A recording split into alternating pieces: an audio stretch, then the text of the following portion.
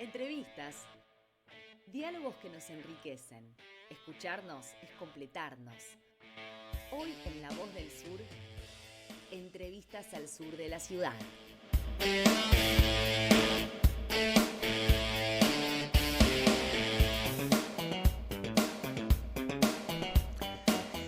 Y continuamos en La Voz del Sur, en este domingo gris, pero nosotros lo llenamos de color. Hoy nos vamos a adentrar en un universo editorial, es el de Pocket Editorial, que es un sello independiente que se dedica a difundir la poesía, el cuento y la narrativa del siglo XXI. Su creador, Lucas Alonso, es escritor y editor, y a través de su editorial ha impulsado voces emergentes en la literatura argentina. Así que es un gran honor tenerlo aquí en este espacio. Hoy, bienvenido, Lucas Alonso. Muchas gracias, Eugenia. La verdad que estoy muy contento de estar acá, para no dejar de ser agradecido, tengo que nombrarla a Tamara de la fantástica librería Vuelvo al Sur, una amiga que provocó que yo esté acá. Fue puente, ¿no? Entre nosotros. Exactamente. Y qué maravilloso puente que nos ha unido, como lo es Librería Vuelvo al Sur, que además auspicia nuestro espacio literario.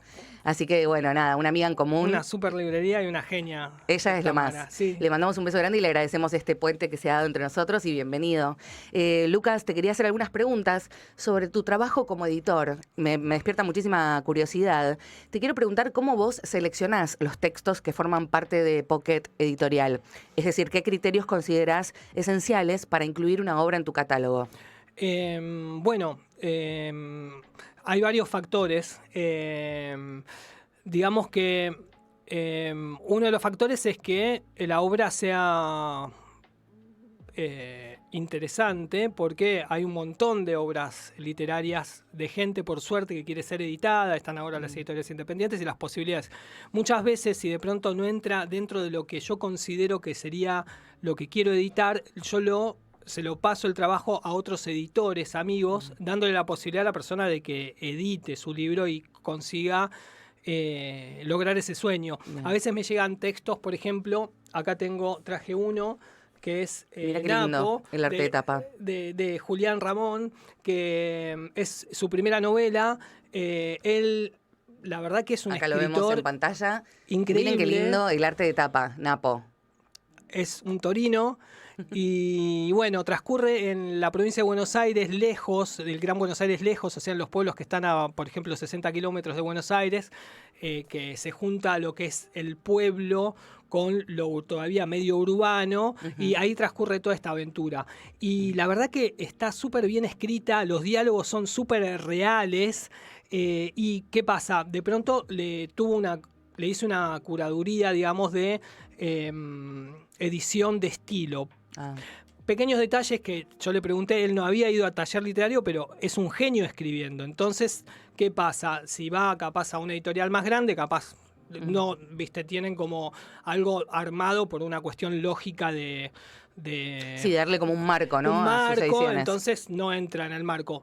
Entonces, bueno, yo haciéndole detalles que él lo podría aprender, pero de guionado de diálogo, cosas menores. Claro. La novela la pones súper arriba porque los textos están geniales. O sea, la materia prima era alucinante, había que ordenarlo un poco. Exacto. O sea, esa sería la labor del editor. Acompañar al autor en ponerle un poco de estructura y orden a su obra. Sí, y descubrís cosas maravillosas. Justo te estaba hablando fuera del estudio de que de pronto uno ayuda a artistas que no llegan a valorar lo que hacen y rescatás obras. Por ejemplo, acá traje un libro, yo pertenezco a lo que es la FLIA, que ahora este año cumple 20 años, la Feria del Libro Independiente, un colectivo de escritores y editores. Que hubo hace poco, ¿no? Una feria de editores. Claro, esa es la FED, que es una feria muy grande, muy importante. Esta FLIA surgió hace 20 años. En ese momento había gente que, como yo tenía... Tal vez yo estaba con una novela y la vendía desde mi mochila, venía del ámbito también un poco de la música. De pronto, haciendo carreras universitarias, dije, quiero terminar de escribir esta novela. Ordené toda mi vida para eso, como un sueño, que te tirás a la pileta. Y después tenía la novela y la vendía desde mi mochila.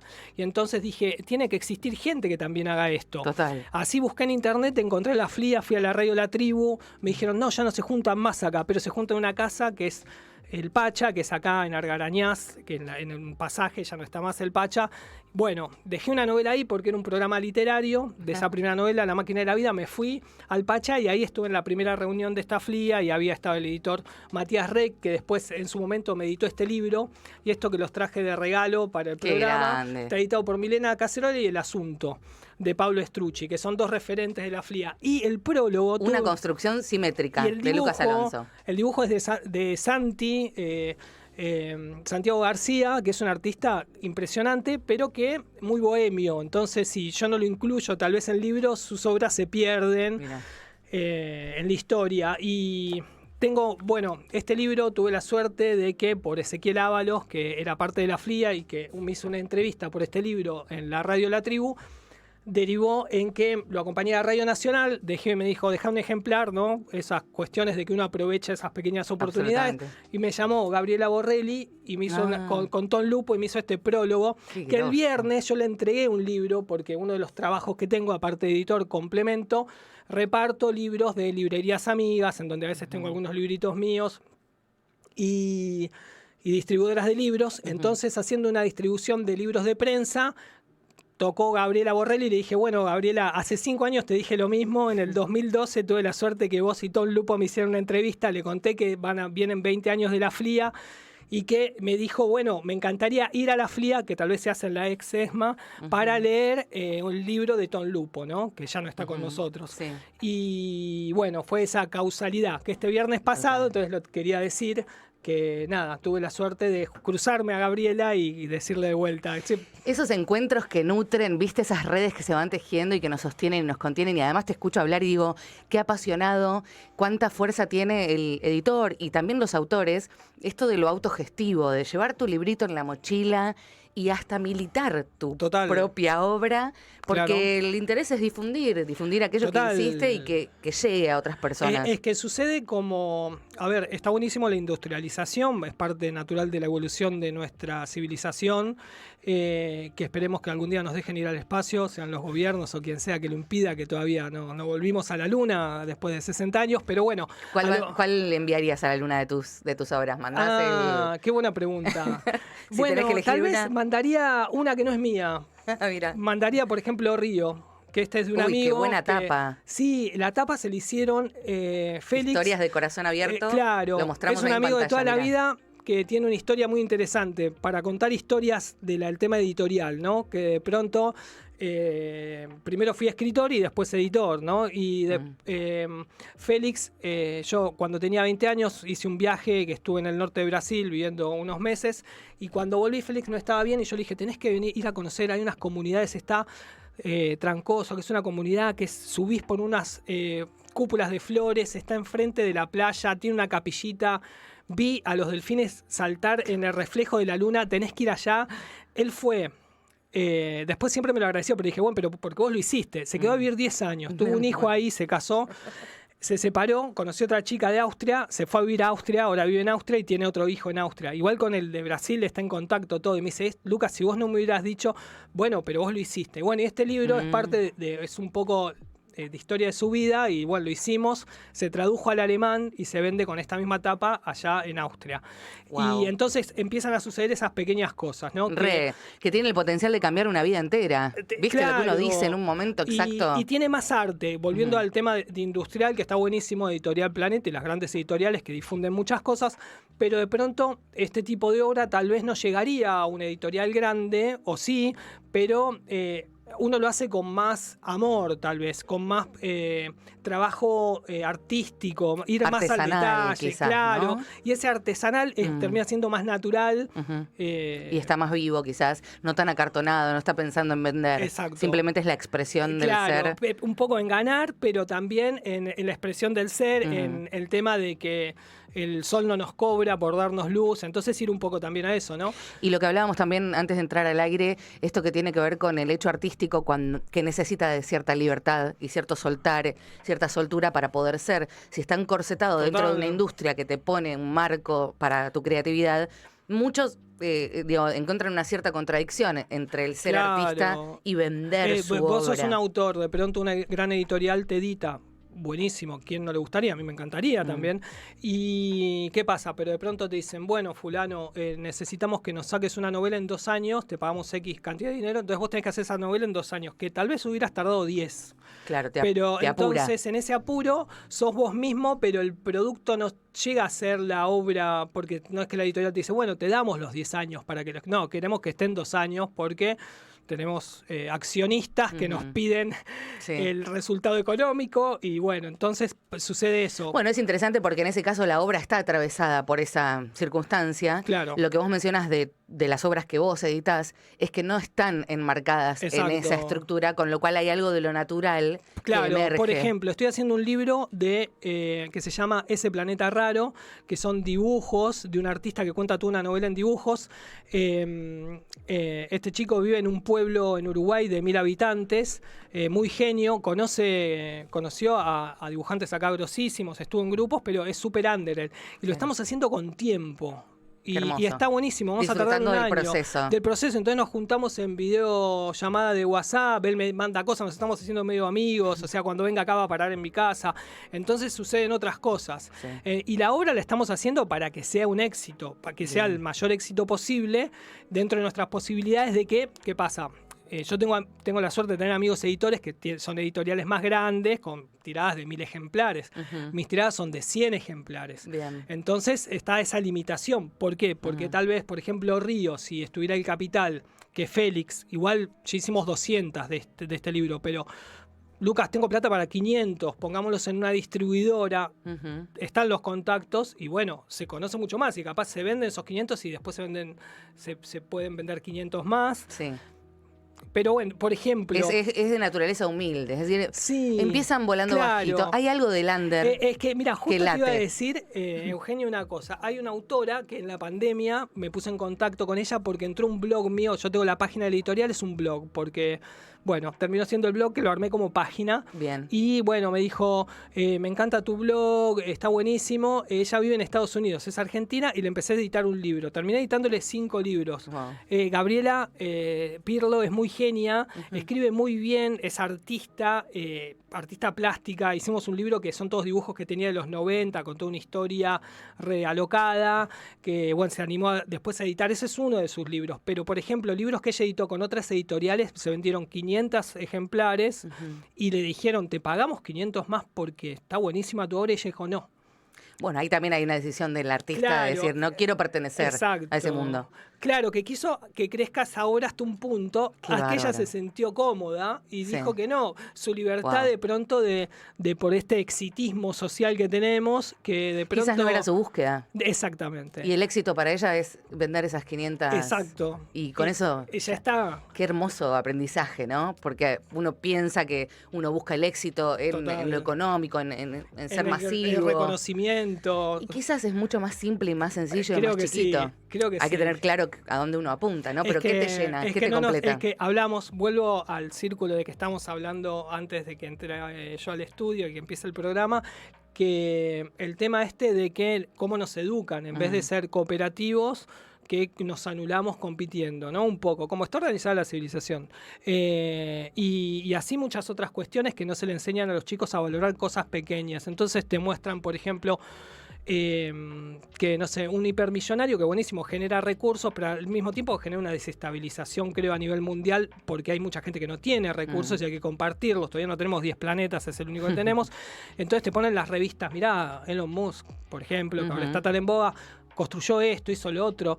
Bueno, pero está re alejado de la realidad social. Si vos me decís que el tipo está haciendo una ayuda social verdadera, que compensa todo lo otro, mantiene el equilibrio. Exacto. Pero exacto. no. Hay un youtuber norteamericano que ahora no me acuerdo el nombre, que es súper conocido, que hizo en África unas cosas maravillosas. Fue porque mueve mucho dinero, hace como juegos de azar que la gente gana dinero, tipo alquila un concesionario de autos y lo pone a los precios súper baratos en Estados Unidos. Sí, creo que lo tengo, no recuerdo el nombre. Exacto. Bueno, ese chico, que es un genio, de pronto en África hizo unos pozos de agua en una comunidad que repercutió tanto que lo criticaron de Naciones Unidas. Mirá porque vos. no hacen nada. Claro. Y un pibe youtuber solucionó el problema a, creo, 500.000 de personas, porque hizo 5 o 6 pozos de agua, que el aprovechamiento que hace esa gente de ese recurso maximizado son 500.000 Les cambió la vida. personas y la ONU no hace nada. Entonces, claro, Terrible. sabemos que hay intereses que no son tan positivos en el mundo y que terminan repercutiendo en la educación, que, bueno, esperemos que evolucione. Está todo en evolución. La vida está en evolución, el mundo. Estamos evolucionando y estamos charlando con Lucas Alonso de Pocket Editorial.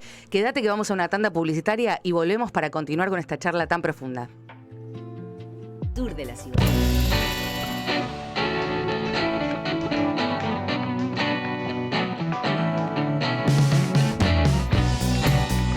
Continuamos en La Voz del Sur en este domingo gris, pero lo llenamos de contenido y color. Estamos con Lucas Alonso de Editorial Pocket y continuamos conversando. Te quería preguntar, Lucas, sobre lo que tocamos hoy, el tema que nos convoca en La Voz del Sur, que tiene que ver con un mundo con estímulos, ¿no? Los estímulos. Claro, sí, Un mundo sí. saturado de estímulos. ¿Cómo crees que la literatura puede ofrecer una respuesta creativa y significativa a la sociedad actual? Pienso que, en primer lugar, están ahora todos los chicos escribiendo, porque escriben por WhatsApp. Claro. Pequeños textos, pero escriben. Eso por un lado. Obvio que no vamos a negar los avances tecnológicos porque es como ponerte en contra de la inteligencia artificial. Es una herramienta. La energía nuclear es una herramienta y lo mismo cualquier herramienta que queremos. Después es el uso, la responsabilidad que le demos a esa herramienta. Hay una canción que dice, la máquina la hace el hombre y es lo que el hombre hace con ella. Totalmente. Drexler lo dijo. ¿no? Sí, total. Qué poeta. Obvio, un re poeta uruguayo, un genio total. Y bueno, entonces, ¿qué pasa? Esto es una tecnología de la época de Gutenberg. Hay un texto muy bueno de Isaac Asimov, un escritor que ahora no está tan en boga de ciencia ficción, pero que en su momento fue muy relevante en los 90, en los 80, con trilogías como La Fundación, que escribió un montón de libros. Entonces hace un texto como hablando de una tecnología nueva, fantástica, y después te dice esa tecnología ya existe, que es el libro. Entonces, ¿qué pasa? El libro, ¿qué pasa? Vos una película, por ejemplo, no tiene sentido que la película la pongas más lenta o más rápida. Es un tiempo que va la película todo el tiempo. Porque pones la cámara más lenta, no tiene mucho sentido. La pones más rápida y queda cómico, pero no tiene sentido. En cambio, el libro vos sí le podés dar el ritmo. Como vos lees, podés leer más rápido, podés leer más lento, podés volver a leer. Bueno, eso capaz se puede volver a rebobinar una escena. Después estás utilizando tu imaginación. Te obliga a usar la imaginación, que es muy importante porque yo siempre le digo a las generaciones más nuevas que cualquier problema tiene solución. Solo hay que buscarlo con solución con la inteligencia. Entonces, parte de la inteligencia es la imaginación. Después está el tema emocional, ¿no? Que cada vez es más importante la inteligencia emocional. Y bueno, otras cosas que tiene el libro es que es análogo, es una obra de arte porque está hecho en papel y de pronto tiene una tapa, está todo comprimido, tiene esta tecnología que podemos retroceder a la época de los egipcios o de los chinos, los primeros papeles de arroz que se hicieron en China, antes no, era todo en piedra. Entonces, tiene mucha complejidad y considerando, si uno lo piensa en que digo yo, estamos en un segundo renacimiento de la humanidad. Hubo un primer renacimiento con Leonardo, la música clásica, que se cayó con la era industrial, pienso yo, como que estamos saliendo de una segunda era medieval. Es una creencia no solo mía. Y bueno, ¿qué pasa? Esto nos conecta con toda la historia de la humanidad y esta parte análoga que viene ahora en este siglo XXI, que es más de conexión con lo natural. Entonces es más natural. De volver al origen, claro, volver al... El celular, por más que está bueno leer, claro, volver al origen. Sí, además a nivel neurológico activas otras zonas del cerebro cuando lees en pantalla que cuando lees análogo en libro. Mismo la memoria, se activan otras claro, conexiones. Que tenga un celular una super batería eterna a futuro. Esto no necesita batería. Lo podés tener como sea, no tenés luz. Con la luz natural podés leer, o sea, es un gran compañero el libro. Es un objeto. Sucede un diálogo. Es un objeto de decoración. Total. Es agradable. El celular no tiene mucho. Pongo una analogía con el celular, ¿no? Sí, entiendo. Como que haces una comparación y que estamos en un momento de volver al origen y el libro, bueno, como protagonista de esa vuelta, de ese retorno. Tengo la suerte de estar, de tener amigos libreros, por ejemplo, Fer de Librería Ref, que está ahí en Palermo, en Gascoña, Honduras, es otro genio, son amigos con Tamara. Y bueno, veo los libros que van surgiendo, las nuevas ideas. Sí. O sea, sigue evolucionando, Fantástico. Está buenísimo. Está Obvio vivo. que va mucho al libro objeto. Sí. Y eso me parece súper interesante. Total. Y aparte que sí, tiene más gracia que la tecnología, que muchas veces hicieron estas tabletas, pero no. Sí. Entonces, ¿qué vas a hacer? Unas hojas de papel electrónico y entonces volvemos, si me haces unas hojas de papel, que las doy vuelta así, que las puedo manipular y volvemos al papel. Lo viejo Casi. funciona. Claro, como dice el Eternauta, exactamente. Bueno, te hago una última pregunta para cerrar. Te quería preguntar, mirando al futuro, ¿qué proyectos o qué autores te entusiasman dentro de Pocket Editorial y qué dirección te gustaría que tome la editorial en los próximos años? Bueno, la idea mía, yo digo que mi editorial edita cuento, novela y poesía y libros que sirvan para la evolución del ser humano. Tengo algunos libros que por ahora los tengo editados, que están liberados, que los vendo sin ISBN, que ahora les estaría poniendo el ISBN, que en un formato que no traje, que es un formato pequeño, que es por de eso bolsillo. Pocket. Claro, que es el que le da nombre, que son de 10 centímetros por 14, y yo los doy a veces en las librerías, que acá en Vuelvo al Sur está unas bibliotequitas de madera chiquita. Entonces Sí, los he visto. Hermoso. Bueno, súper tierno, me parece. Qué bueno, genia, que te gustó. Sí. Claro, medio jugando, y los chicos les encanta esos pequeños libros. Bueno, entonces está el Tao Te Ching, está el diario de Annie Eva de Mark Twain. Eso por un lado, libros que ya están editados, que me interesa que se conozcan. Obvio que sí, son vendibles, también me sirven para venderlos en feria. Aunque yo vendo muy bien los libros de los autores en feria, porque, bueno, lo digo con pasión, cuento la historia. Y aparte, los libros que ya están editados, me interesa que se difundan más. Entonces, tengo 50 títulos editados aproximadamente. Me interesa que esos 50 títulos sean un hit, más que seguir editando. Entonces, le pones tu energía a eso. Claro, entonces si estuve editando estos últimos años, no sé, un promedio de entre 7 libros por año, estaría bajando la cantidad de libros y estaría yendo más a la difusión de las obras que ya están. Fantástico. Comentanos cuáles son las redes sociales, tanto de Pocket Editorial como la tuya, para que nuestros oyentes también te puedan seguir y puedan enterarse de estas novedades y de los libros que ya editaste. Bueno, Eugenia, en Facebook es Pocket Editorial, en Instagram es Pocket Editorial, y después la página, como contaba que es un blog, es pocketeditorial.blogspot.com. Y así pasaba Lucas Alonso de Pocket Editorial por La Voz del Sur. Muchas gracias, Lucas, por compartir con nosotros todo tu trabajo, tu visión, tu pasión por la literatura y tu compromiso con las nuevas voces. Que la inspiración que nos deja hoy siga acompañándonos en nuestras lecturas y en nuestra propia creatividad. Y un agradecimiento especial a ustedes, a los oyentes, por sumarse a este viaje entre páginas, palabras y mundos posibles. Continuamos en La Voz del Sur de esta manera. Dale.